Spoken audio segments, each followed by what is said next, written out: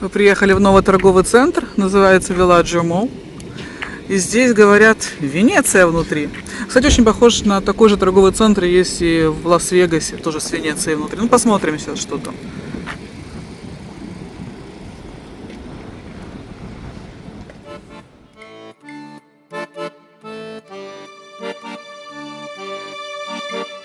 Решили тоже покататься, раз уж мы в Венеции.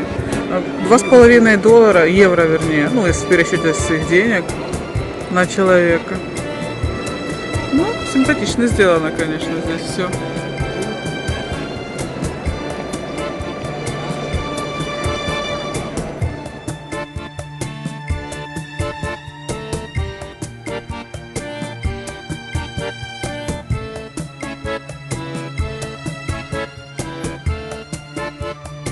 Отплываем. И сейчас и начинается. И начинается песня. Историю Катара я вам рассказала в предыдущих роликах, но это еще не все. Вы, например, знаете, что именно в Катаре живет самая влиятельная женщина в арабском мире. Это вторая жена бывшего эмира. Да-да, в Катаре многоженство. Восток – дело тонкое. Но о ней я расскажу позже. Сейчас хочется рассказать о месте, в котором мы находимся.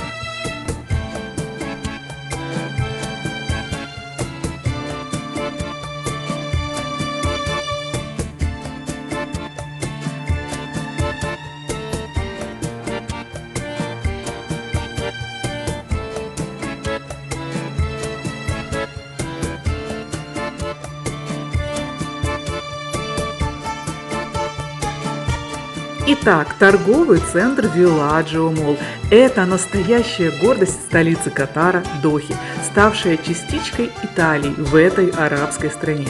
Молл был открыт в 2006 году. Покатались на гондоле. Ну, тут маленькая совсем это канал. В Америке было больше. Да. А что-что? По 5 метров. Да. Вот как пишется H&M по-арабски. А вот так пишется манго по-арабски.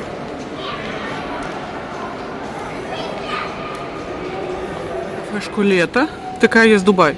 И та, которая в Дубае, принадлежит русским, если не ошибаюсь. Но думаю, здесь то же самое. Написано так же. С тем же шрифтом.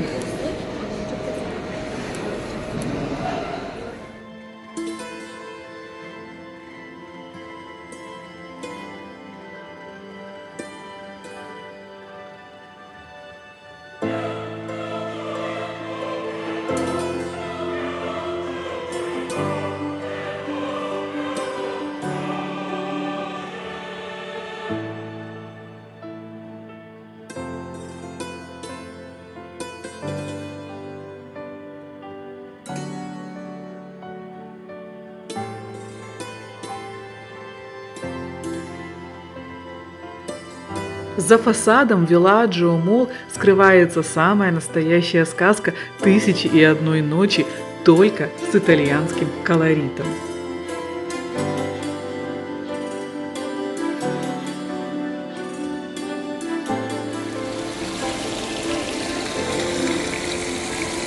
А вот так Луи Виттон пишется на арабском. А там Диор как написано.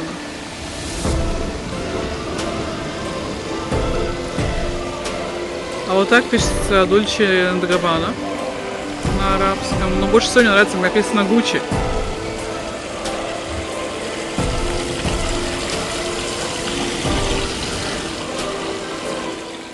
Здесь разместилось более 200 магазинов, в том числе топовых брендов класса люкс, таких как Louis Vuitton, Prada, Gucci и другие.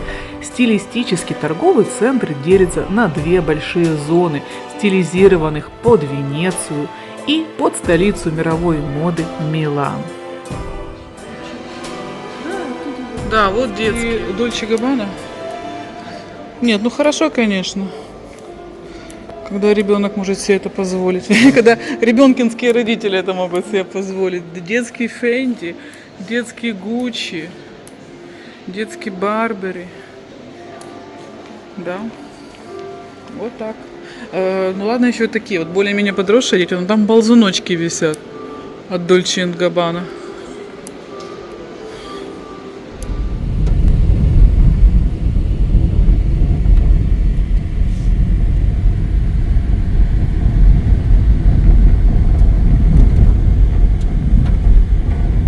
Куда мы едем? Зашли не в ту дверь.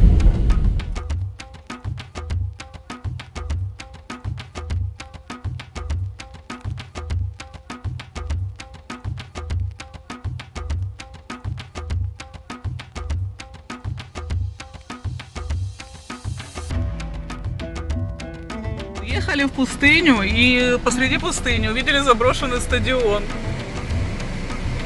И прям написано, что семейные и эти...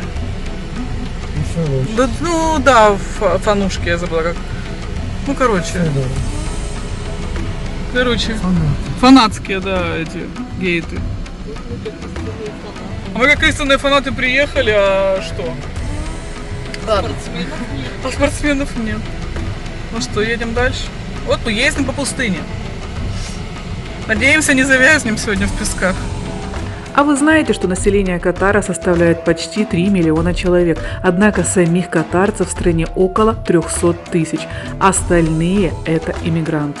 Вот за этим забором, судя по всему, живут люди. Либо это работники, либо, ну, работники, конечно.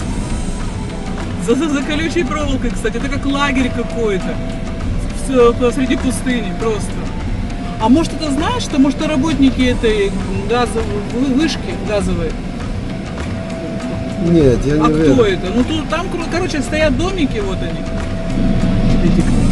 Ну, спишь там. Ай. Вот.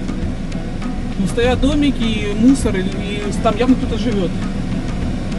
Помнишь, мы в Америке видели домики на колесах, где люди жили? Только коренные жители страны, счастливо родившиеся на Катарском полуострове, имеют все преференции от добычи нефти и газа.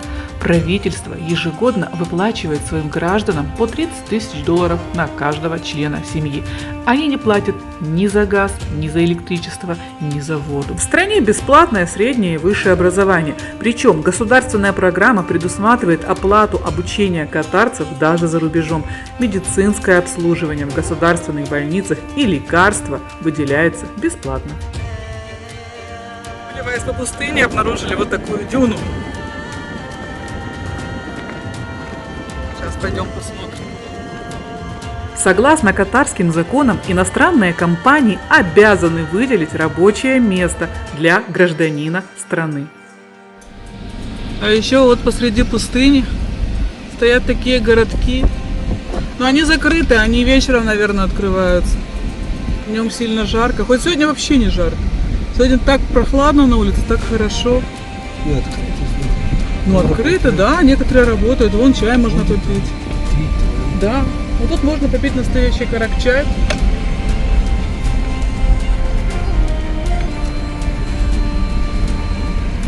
Да, там и персидская кухня.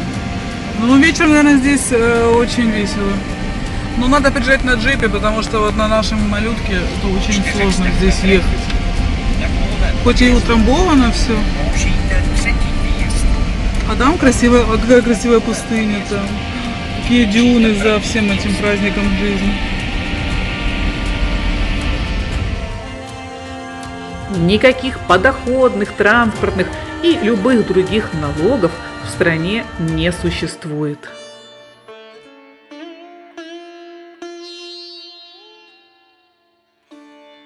Правда, взамен богатой жизни и мир выдвигает своим гражданам только два требования – соблюдать строгие законы ислама и не критиковать власть. Пришли узнать, сколько стоит на джипе съездить на внутреннее море. Только остановили машину. Сейчас уже не буду снимать, а там сзади возле нашей машины. Как коршуны, как стервятники. Облепили нас вот эти проводники на верблюдах. Предлагают покататься на верблюде. Это какой-то кошмар. Вообще кататься на верблюде совсем не хочется, если честно. О, ну чего. Да, Кэмел, пожалуйста. как-то на верблюда не... На верблюда не хочется, очень хочется на джип. Вот на эту дюну. И здесь есть внутреннее море в Катар. Это лажечки сидят.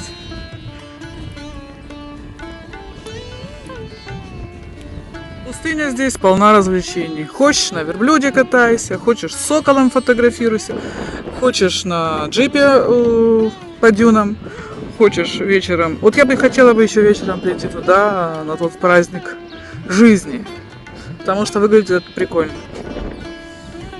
Вот так сесть. И это, кстати, такой адреналин. Мы в Дубае катались, очень понравилось. Зарядили нам в 2 раза дороже, чем оно стоит. На интернете мы нашли, причем не в одном месте, нашли 180 реалов на человека. А здесь уже все, прайс вырос сразу же, не отходя от кассы. В Дубае это стоило 90 евро. Ну, посмотрим. Спросим еще в другом месте. На интернете, я забыла сказать, на интернете 180 реалов. То есть, если разделить на 3,8, это будет евро. А у этого 250 реалов. Да пошел он. Найдем других. Короче, начали мы отходить от этой компании водителей джипов, как нас тут же догнали и предложили покататься уже всем за 500. Он до этого сказал 250 за одного, а потом говорит за 500 троих. Цена сразу упала. Короче, на интернете 180, здесь подходишь, они сразу начинают лупить цены, но когда уходишь, цена резко падает. Так что завтра придем, сегодня уже не хочется, сегодня просто нам пришли цену узнать, а завтра придем покатаемся по дюнам на джипе. Это очень интересно. А еще здесь вот днем все время светят лампы. Ну это вообще... Пустыня, да. В пустыне днем светят лампы. Не можем понять, что происходит. Вроде приличные дома, да, но они тоже выселены, разрушенные. И такого, кстати, в Дохе очень много. Не в Дохе, мы сейчас на окраине тоже Дохи. Вот целый район. Вот мы с пустыни выехали, подъехали к Дохе. Целый район и дома все под снос. Их сносят. Интересно, почему? Может, да, там кран работает. Смотрите.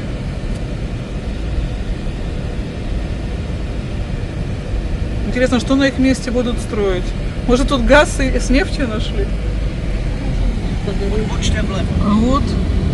А там целый район, кстати, целый район большой.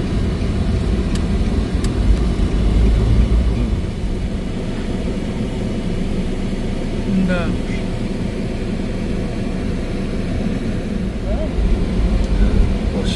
Площадки детские, парковки были там. Возможно, что-то новое будет на этом месте строить. Может, какие-то небоскребы. Здесь? Ну, а я не знаю, почему они разрушают это. Ну, жопа мира, ну, когда-то, знаешь, там, где Бурдж-Халифа, тоже, наверное, была жопа мира. Мы приехали опять в этот отель, в Катар Тауэр.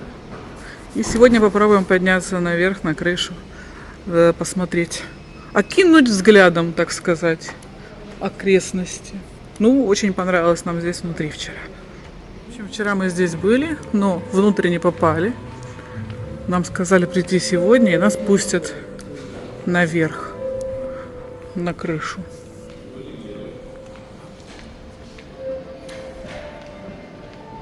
Нам сначала сказали, что в 3 часа можно прийти, тогда нас спустят наверх. Но пока мне сказали, что уже с 5 часов, не с 3, а с 5. Сидим, ждем, что делать.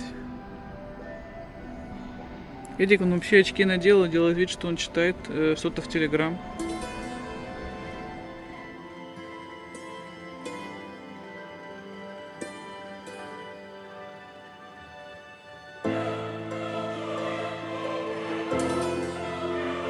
Кстати, туристы приходят сюда. Я думаю, они тоже пойдут наверх вместе с нами. И, кстати, им винчик налили. Вот-вот. Безалкогольная страна. Среди множества необычных зданий Дохи эти две башни поистине выделяются своим нестандартным обликом. В общем, то, куда мы едем, находится на 36 этаже. Как быстро едет лифт. Почти как в Бурдж-Халифа. Нам нужен 36-й.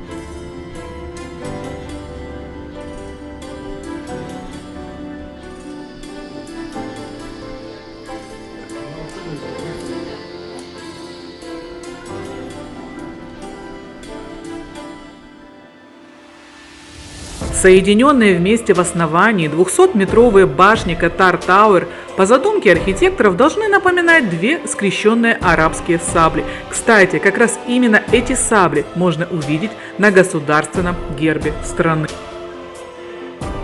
Единственное, что, конечно, могли бы помыть окна. Раз уж здесь такая лаунж-зона.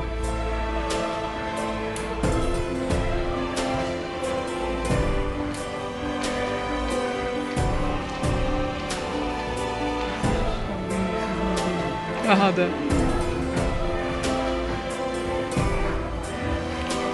А еще эти две башни должны вызывать ассоциации с полумесяцем, символом ислама. Интересно, что другое название объекта – гостеприимная башня. Немного иронично, если вспомнить о саблях. Очень красивый вид на закат. Короче, здесь безумный вид на Катар. Конечно, ради этого вида идти сюда стоит. Тем более мы пришли на закате. Очень красиво. На входе, как я говорила, на входе или не говорила. В общем, на входе проверяют у всех документы, потому что сюда зайти могут только люди, иностранные туристы. Местным сюда запрещено, мусульманам сюда запрещено. Ну, не знаю, может, мусульмане из других стран могут сюда, там из Турции заходить, но катарцы точно сюда не имеют права заходить, потому что здесь наливают алкоголь, что в Катаре строго запрещено. Проверили у нас у всех документы, пустили, и что хочется сказать. Алкоголь по безумным ценам. Бутылка шампанского Тайтинджа, которая у нас в магазине, в моем любимом магазине, стоит 40 евро где-то, здесь около 300 евро. Ну, оно и понятно, все-таки, где вы здесь еще выпьете алкоголь? Вид вот такой. Сейчас закат, конечно. Ну, с Бурдж-Халифа это все не сравнить, это мы, конечно, ниже. И дело в другом. У нас когда-то в Херсоне был ресторан, гостиница «Интурист», это еще пол 80-х. Я, конечно, была ребенком, туда не ходила. Но что-то мне подсказывает, что все это выглядело именно вот так. Гостиница «Интурист» в 80-х годах.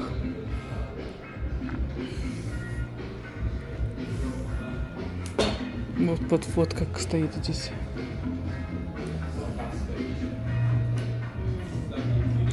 И сцена. Вот сцена, это все. Вот сцена для меня это точно. Тут должны петь «Путана, путана, путана». Ну, ладно. Зато безумный вид. Безумно шикарный вид. Мы себе заказали 3 бокала шампанского. 1 бокал шампанского. Даже не буду говорить, сколько стоит, это очень дорого. Ну, раз уж мы в Катар, раз уж здесь это запрещено, то это все объясняет. Хоронят. Ой, Давайте, за здоровье. За Катар.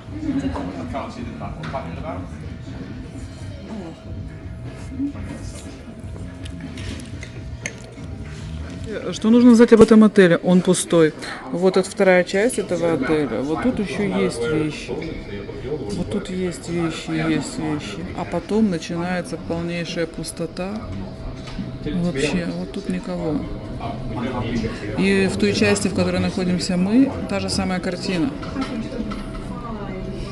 Вот так. Потому что все в Дубай. Потому что никто не едет в Катар почему-то. Давайте приезжайте в Катар быстренько.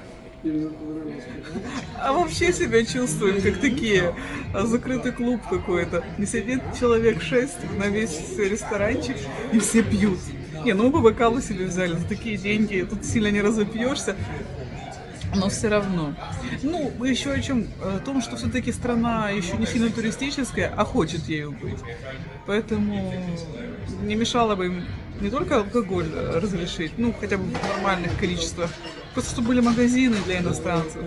Это я не о себе, я нормально без алкоголя справляюсь. Как в Дубае. Поехал, купил, и пьяные по улицам не ходят. Ну, и в купальнике, чтобы человек мог купаться.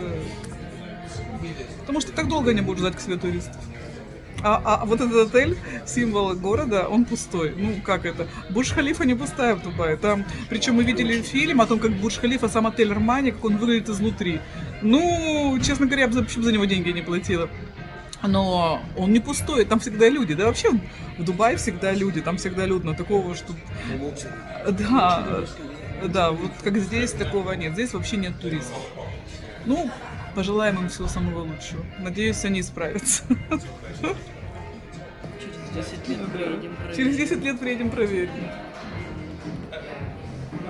Представь, приедем, скажем, Ни хрена себе скажем, тут такое. А еще что мы заметили? В Катар, в Дохе огромнейшее количество молов, торговых центров, и один красивее другого. В Дубае есть Дубай-молл, да, там еще есть красивые моллы, но Дубай-молл, он просто огромный, он просто известный, но здесь красивее моллы. И их столько, они здесь на каждом шагу, и они пустые, просто ты реально ходишь по пустым моллам, в которых нет людей. Сегодня мы хотим, или сегодня, или завтра уже зайдем еще в один молл, ну как молл, магазин галерея Лафайет, который есть в Париже и везде во Франции. Он и в Дубае есть, и здесь. Он очень красивый, он красивее, чем в Париже здесь галерея Лафайет. Очень красивая. Мы сегодня хотим, не знаю, если получится сегодня, там до вечера идти, потому что она очень красиво подсвечена. Ну вот как бы пустые эти магазины. Ну блин. Что?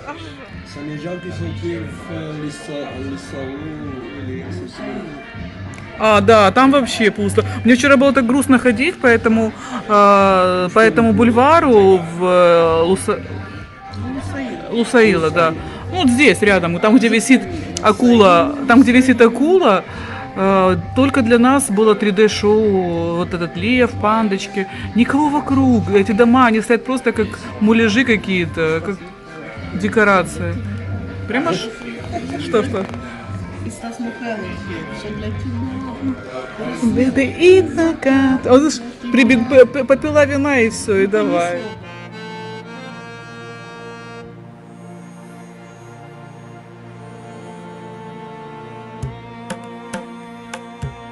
А потом мы случайно нашли террасу. Абсолютно случайно. Так на террасе все гораздо красивее. И терраса абсолютно пустая. Вот я себе представляю, что на такой террасе было бы в Дубае где-нибудь. Вот терраса.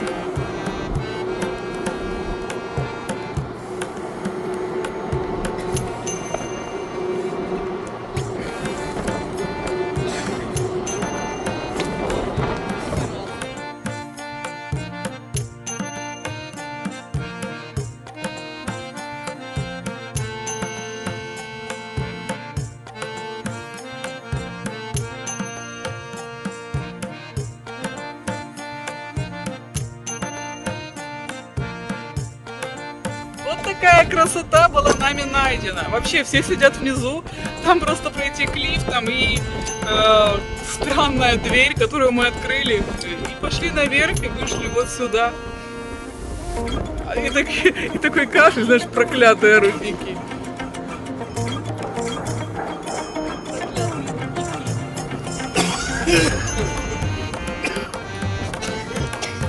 Единственное, что мешает здесь остаться подольше, это нереальный ветер. Ужасный ветер в Дохе. Кстати, еще забыла рассказать. У меня есть такая абая, я ее купила еще в Дубае. Я мне сегодня сюда пришла красиво фотографироваться. Так вот, мне сюда, где наливают алкоголь, запретили в ней заходить. Сказали, чтобы не подумали, что местные. Поэтому одевайтесь по-европейски сюда и берите с собой документы.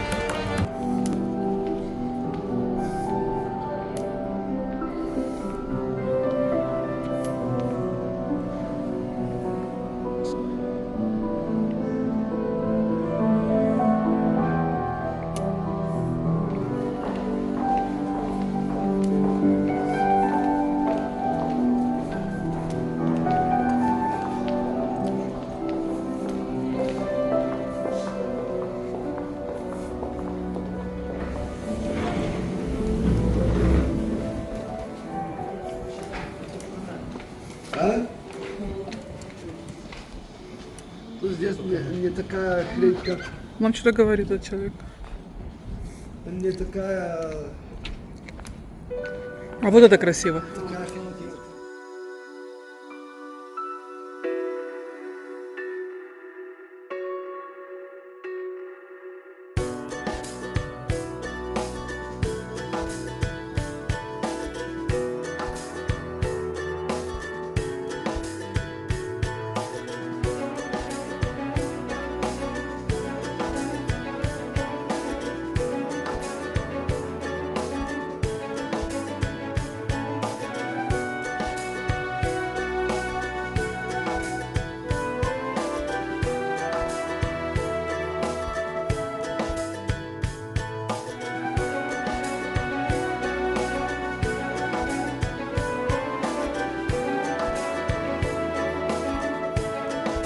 Кстати, это пока единственный магазин, в котором мы видим очень много местных.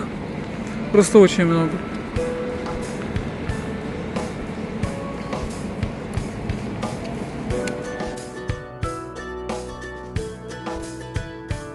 Галерея Лафайет. Самый настоящий парижский шик в сердце Дохи. Прогуливаясь по этому месту, незаметно попадаешь в сказку «Тысячи и одной ночи», от которой, я уверена, у каждого захватит дух. В общем, Доха умеет удивлять.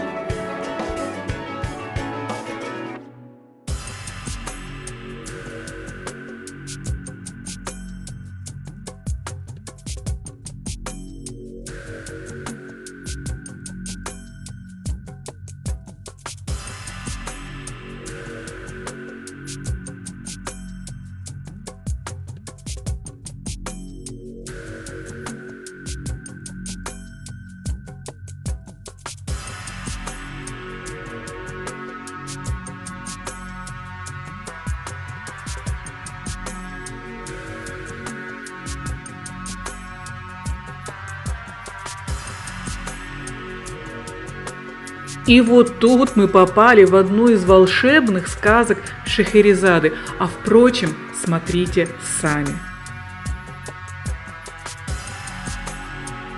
Место это называется этнографическая деревня Катара и находится сразу за Парижской галереей Лафайет. Этнографическая деревня Катара именно Катара, а не Катар, потому как Катара было первым и самым древним названием, обозначенным для полуострова Катар на географических и исторических картах. Этнографическая деревня была специально создана для приобщения местных жителей и туристов к культуре Древнего Востока, которая в Катаре развивалась не один десяток веков.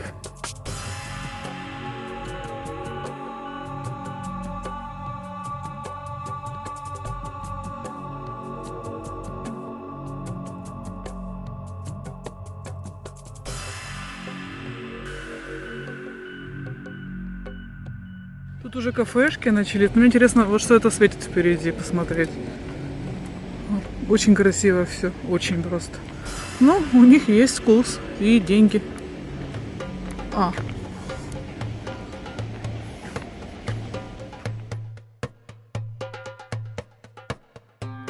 На территории Катары есть настоящая золотая мечеть.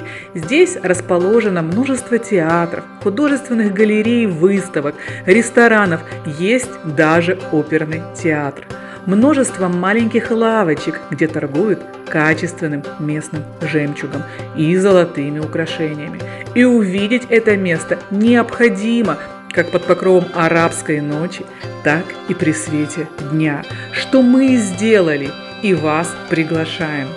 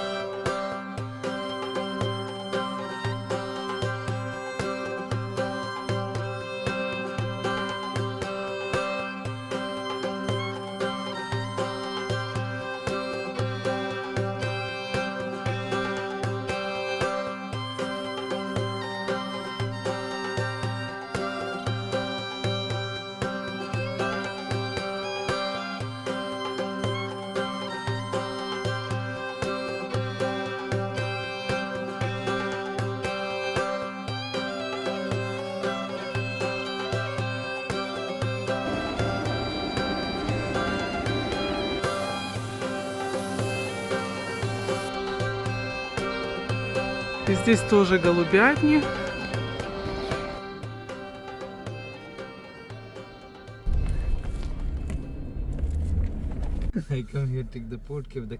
Тут еще один магазин с верблюдами. Такие красивые нарядные люди подходят. Слушайте, ну тут гулять можно бесконечно, оно не заканчивается. И прям все такое фотогеничное. Просто не знаешь, куда смотреть.